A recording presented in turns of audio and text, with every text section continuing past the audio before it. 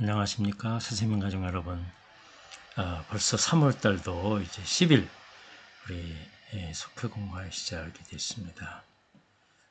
우리 숙회를 전반부에는 이런 모습을 드리지만 아무튼 후반부에는 꼭 회복되기를 기대하고 또 잘 준비해야 될 것입니다.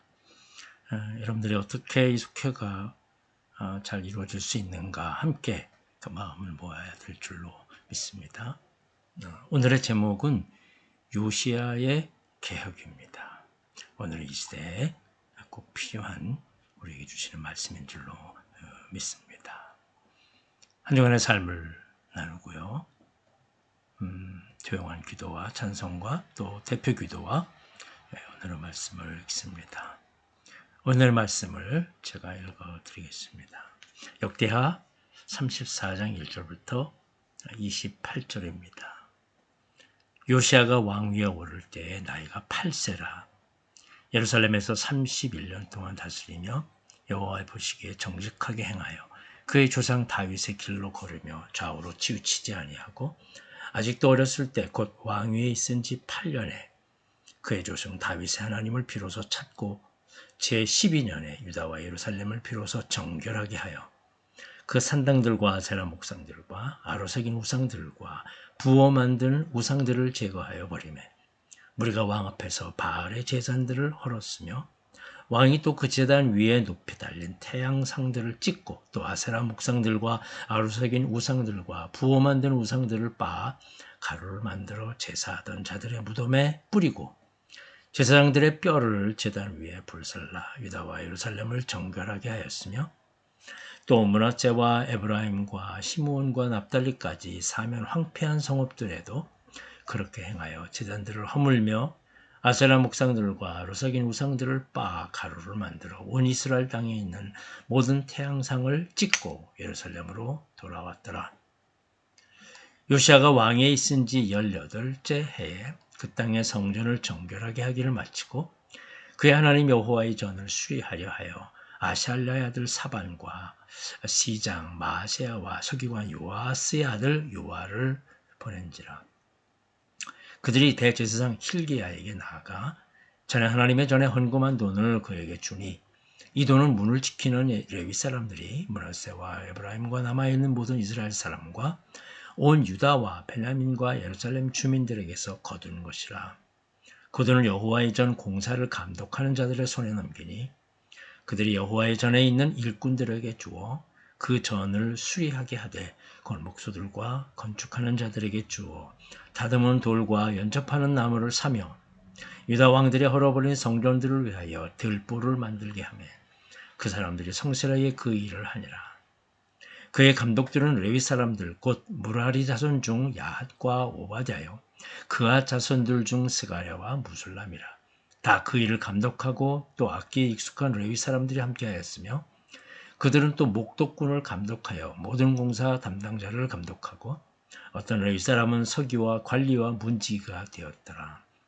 우리가 여호와의 전에 헌금한 돈을 꺼낼 때 제사장 힐기야가 모세가 전한 여호와의 율법책을 발견하고 힐기야가 서기관 사반에게 대하여 말하여 이르되 내가 여호와의 전에서 율법책을 발견하였노라 하고 힐기야가 그 책을 사반에게 주매 사반이 책을 가지고 왕에게 나아가서 복명하여 이르되 왕께서 종들에게 명령하신 것을 종들이 다 준행하나이다.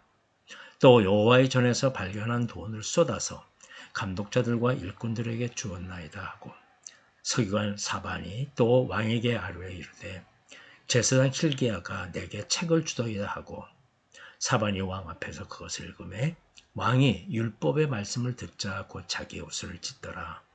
왕이 힐기야와 사반의 아들 아이감과 미가의 아들 압돈과 서기관 사반과 왕의 시종 아사야에게 명령하여 이르되 너희는 가서 나와 및 이스라엘과 유다의 남은 자들을 위하여 이 발견한 책의 말씀에 대하여 여호와께 물으라.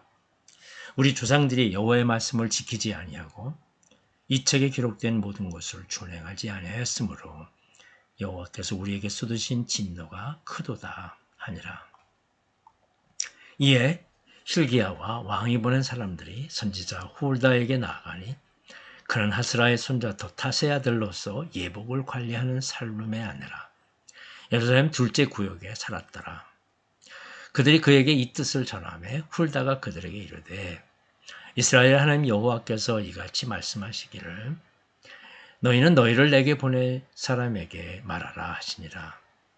여호와께서 이같이 말씀하시기를 내가 이곳과 그 주민에게 재앙을 내리되 곧 유다 왕 앞에서 읽은 책에 기록된 모든 저주대로 하리라.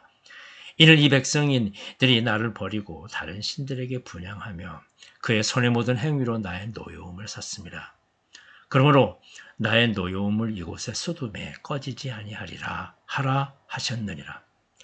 너희를 보내어 여호와께 묻게 한 유다 왕에게는 너희가 이렇게 전하라. 이스라엘의 하나님께 여호와께서 이같이 말씀하시기를 내게 들은 말을 의논하건대 내가 이곳과 그 주민을 가리켜 말한 것을 내가 듣고 마음이 연약하여 하나님 앞 곧 내 앞에서 겸손하여 옷을 찢고 통곡하였으므로 나도 네 말을 들었노라. 여호와가 말하였느니라. 그러므로 내가 네게 너희 조상들에게 돌아가서 평안히 묘실로 들어가게 하리니 내가 이곳과 그 주민에게 내리는 모든 재앙을 네가 눈으로 보지 못하리라 하셨느니라. 이에 사신들이 왕에게 복명하니라. 아멘.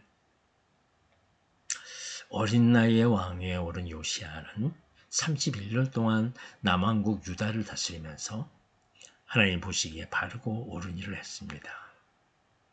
그는 왕위에 오른 지 8년째 되었을 때에 조상 다윗의 하나님을 찾기 시작했고 12년이 되던 해에 유다와 예루살렘에 널리 퍼져 있던 우상을 제거하며 개혁을 단행합니다. 요시야 왕은 유다 백성들이 온전히 하나님을 섬기도록 힘겨운 개혁을 단행합니다. 요시야의 개혁은 어떻게 이루어졌습니까? 오늘날 개혁의 시대입니다. 알아야 합니다. 그러나 그 개혁은 특별한 일을 시작한 일이 아니라 잘못된 것을 고치는 것입니다. 첫째, 요시야는 각종 우상을 제거합니다. 요시야는 아버지 아몬 왕이 반역자들의 손에 암상을 당해 8살인 어린 나이에 왕위에 오릅니다. 요시야가 왕이 되었을 때 남왕국 유다와 예루살렘 성읍에는 각종 우상과 산당이 가득했습니다. 요시야는 그 우상들을 과감히 제거했습니다. 조부 므낫세 왕 때부터 50여 년 동안 깊게 뿌리내린 우상을 제거하기란 쉽지 않았습니다.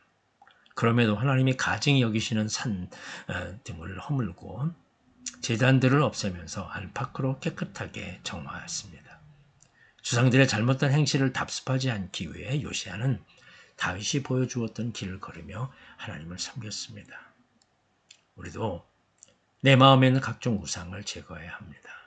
하나님보다 우선시하는 모든 우상을 물리쳐야 하나님을 올바로 섬길 수 있습니다. 바로 오늘날 우리의 문제는 여러 가지 많은 그런 길거리에도 수없이 있는 그런 우리의 어떤 상을 보는 거죠. 여러분, 우리나라에 깊게 파고들었는데요. 아무것도 아닌 것이 아닙니다. 우리는 절대로 이런 주변에서 있는 일 모든 것들을 이렇게 기웃거리지 말아야 하고 그렇지 않을 줄 믿습니다만은 우리의 자녀들이 결코 그게 어떤 관심이나 아니면 그냥 오락이나 재미로라도 그런 운세를 보지 않도록 한번 이렇게 빼앗기면 마음을 빼앗기면 얼마나 이렇게 힘드는지 모릅니다. 그게 사탄이 꿰있는 그런 모습이거든요. 아주 단호하게 우리 자신부터 지켜나가야 할 것입니다. 둘째로 일꾼들을 세워서 성전을 수리합니다. 오랫동안 지속된 우상 숭배로 성전 제사는 소홀해졌고 성전도 낡은 채로 방치됩니다. 성전과 산당들의 우상들을 제거한 요시야는 성전 보수를 시작합니다. 조부 므낫세와 부친 아몬 왕 때 훼손되고 더럽혀진 성전을 보수하는 일을 많은 재정과 노력을 요합니다. 요시야는 대제사장 hil기야에게 신하들을 보내어 성전 보수에 들어가는 재정을 지원합니다. 성전 수리와 보수를 위해 모은 성전세와 헌금을 공사 감독관에게 주어 새롭게 고치도록 했습니다. 거룩하게 구별된 하나님의 성전도 정성 들여 관리하지 않으면 낡아지고 더럽혀집니다.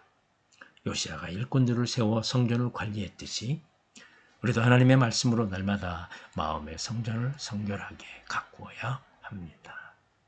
셋째, 주의 말씀을 듣고 회개합니다. 성전을 수리하는 과정에서 제사장 hil기야가 오랫동안 방치되어 있던 율법책을 발견하지요. hil기야는 서기관 사반에게 율법책을 전해주었고 사반은 왕에게 보고하면서 그 앞에서 큰 소리로 읽습니다. 모세가 전하는 율법의 말씀을 들은 요시야 왕은 그 자리에서 옷을 찢으며 회개합니다. 유다가 지은 죄악성을 낱낱이 드러냈기 때문입니다. 하나님은 요시야가 옷을 찢으며 회개할 때 여선지자 홀다를 통해서 위로의 말씀을 들어주셨습니다. 내가 듣고 마음이 연약하여 하나님 앞 곧 내 앞에서 겸손하여 옷을 찢고 통곡하였으므로 나도 네 말을 들었노라.